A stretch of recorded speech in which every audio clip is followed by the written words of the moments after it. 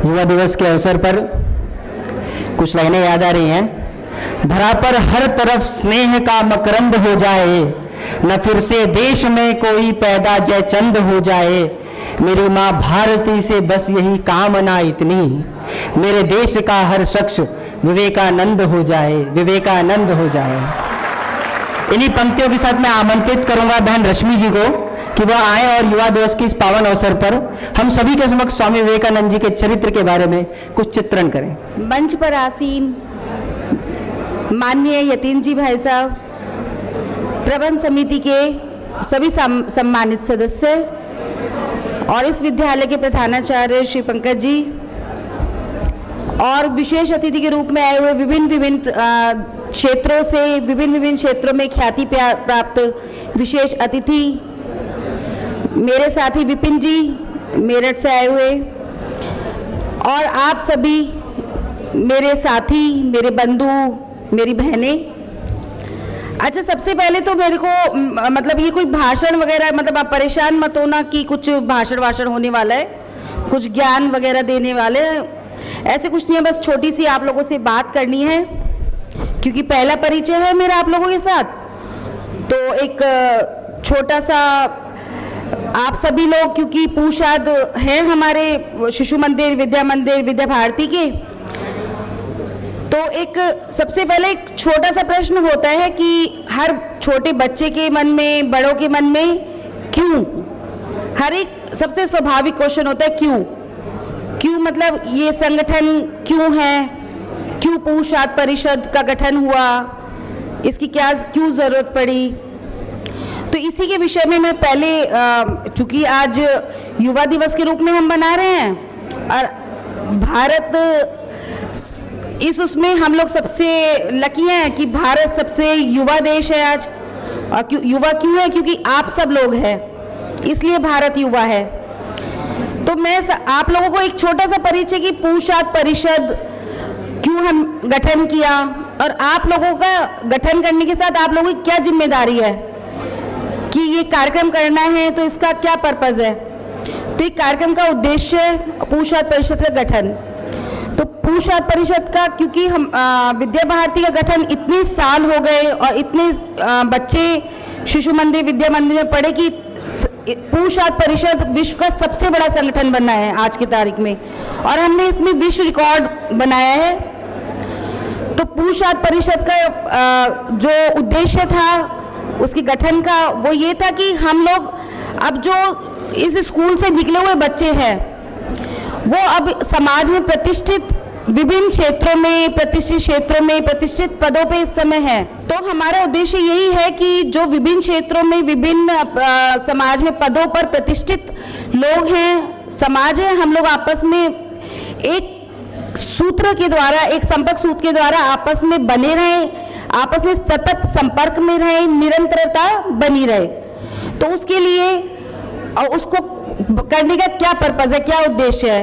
उसको उद्देश्य है कि ये तो हम सभी को पता है कि जो संस्कार हमको शिशु मंदिर, विद्या मंदिर में मिलते हैं वो और स्कूलों में हमको नहीं मिलते। कितने ही पब्लिक स्कूल है, हम बच्चों को पढ़ा रहे हैं, क्या हम सब मिस करते हैं ये सब चीज़ कि हमारे बच्चे जो और पब्लिक स्कूल में और लोग हैं उनमें वो जो हमारे मोरल वैल्यूज़, जो हमको संस्कार शिशु मंदिर, विद्या मंदिर में सिखाए जाते थे, वो सब नहीं है। तो अब हम अगर उन संस्कारों के साथ हम पले बढ़े और आगे जाके वो सब हम भूल जाते हैं और अपने परिवार में अपने बच्चों को वो संस्कार नहीं दे पाते हैं या हम अपने समाज के लिए कुछ नहीं कर पाते हैं, तो उस स्कूल की शिक्षा वो सब व्यर्थ है। आपने शिक्षा ली, संस्कार लिए, तो क्यों ना हम ऐसे एक श्रृंखला बनाएं जिससे संस्कार, हमारे दिए हुए जो संस्कार हमने लिए हैं अपने आचार्यों से, स्कूल से, उनका पुनर्जागरण हो और उसको हम अपने समाज के विभिन्न क्षेत्रों में अन्य प्रकल्पों के माध्यम से हम इसको वापस दे सके। क्योंकि देश हमें देता है सब कुछ, हम भी तो कुछ देना सीखे और जो हमने इस समाज से लिया है वो इस समाज को देना, ये नियम है। तो जो हमने यहाँ से सब प्राप्त किया है वो लौटा के यहीं पर लौटा के जाएंगे तो संतुष्टि मिलेगी, एक अलग तरह की संतुष्टि मिलेगी आपको। तो उसके लिए हमारा जो पूषाद परिषद है वो विभिन्न स्तर पे काम करता है। तो उसमें हमारे विद्यालय स्तर पर हमारा है, जो हमारा उद्देश्य है, हम सोचते हैं हमें करना चाहिए।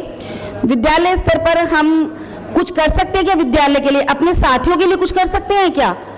तो हम जो किसी भी एक विशेष आप उसमें आपको प्रभुता हासिल है, किसी उस पे विशेष सब्जेक्ट पे आपका हाथ है, तो हम अपने विद्यालय के ही जो बच्चे जो ट्यूशन नहीं पढ़ सकते, जिनके पेरेंट्स इस उसमें है कि ट्यूशन नहीं पढ़ा सकते, तो क्या हम उनको पढ़ा सकते हैं?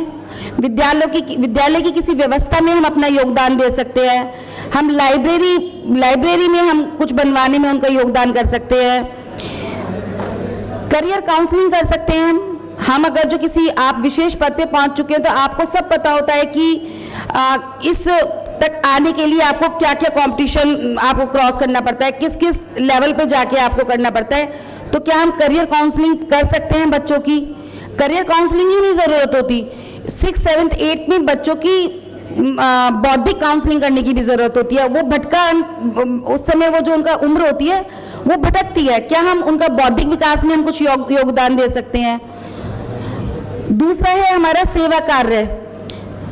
तो हमारा जो पूषा परिषद है उसका विशेष जो हमारा जोर रहता है वो सेवा कार्यों पर रहता है। सेवा कार्यों में हमारे आते हैं संस्कार केंद्र आते हैं। तो क्या हम संस्कार केंद्र अपने किसी भी उसमें संस्कार केंद्र खोल सकते हैं? संस्कार केंद्र संचालन में हम सहयोग कर सकते हैं कि हम 1 घंटा, हम कोई बस्ती है उसमें जाके बच्चों को हम 15 बच्चे चिन्हित करके उनको थोड़ा सा पढ़ा सकते हैं, उनको आप स्वच्छता बता सकते हो, हाइजीन बता सकते हो, परिवार में कैसे एक साथ रहा जाता है, आप छोटी सी ऐसे भी बातें उनसे कर सकते हो, कहानियाँ सुना सकते हो। तो आप एक संस्कार केंद्र है। सेवा बस्ती होती है, उनमें आप अपने विद्यालय में जो सेवा बस्ती के विद्यालय होते हैं उनमें आप सहयोग कर सकते हो। और हमारे सेवा के अन्य कार्य होते हैं, अनाथ बच्चों के केंद्र हैं, ब्लड बैंक है और अस्पताल में फल वितरण वगैरह है। इस तरह के हम कुछ काम कर सकते हैं क्या? क्योंकि आज विवेकानंद जयंती है, विवेकानंद जयंती को हम युवा दिवस के रूप में मनाते हैं। और युवा दिवस के रूप में मनाना मतलब कि आप लोग युवा हो, आपका क्या दायित्व है? सिर्फ हम एक दिन साल में आके 12 जनवरी को इकट्ठे हुए, हंसे, थोड़ा बहुत कार्यक्रम हमने अटेंड किए, थोड़ा सा हम बोले, यहीं पर उद्देश्य हमारा खत्म नहीं हो जाता। क्योंकि युवा वो नहीं होता कि जो 15 से 30 साल का होता है। युवा वो होता है जिसके पैरों में गति होती है, सोच में क्रियाशीलता होती है और सतत करने की इच्छा रहती है, वो होता है युवा।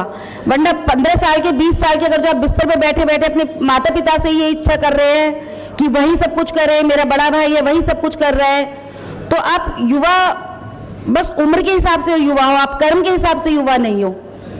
तो आपको अगर जो विवेकानंद जयंती को आपको अपने उसमें अपने ऊपर आपको सम्मिलित करना है, वो करना है, तो सबसे पहले आप यहाँ से प्रण लेके जाइए। अच्छा, कोई मुझे बता सकता है कि विवेकानंद जी का सबसे बड़ा ध्येय वाक्य क्या था, सबसे फेमस? ऐसे तो विवेकानंद जी ने बहुत सारी बातें बोली। हाँ, खड़े होके बताइए, कोई भी बताइए। हाँ बताइए, आप भैया आप बोल रहे हैं। इतनी बड़ी बात नहीं है कि सोचना पड़े, यहाँ पे आपके ही साथी हैं सब लोग, उन्हीं को बोल रही हूँ, बताइए कोई। बिल्कुल ये है। और जो उनका मुख्य, ताली बजाओ कम से कम, पता है भैया को। जी भैया, आप उठो जागो और जब तक लक्ष्य नहीं मिलता तब तक लगे रहो, लक्ष्य की प्राप्ति तक लगे रहो। तो विवेकानंद जयंती का ये विवेकानंद जी का मेन ध्येय वाक्य था।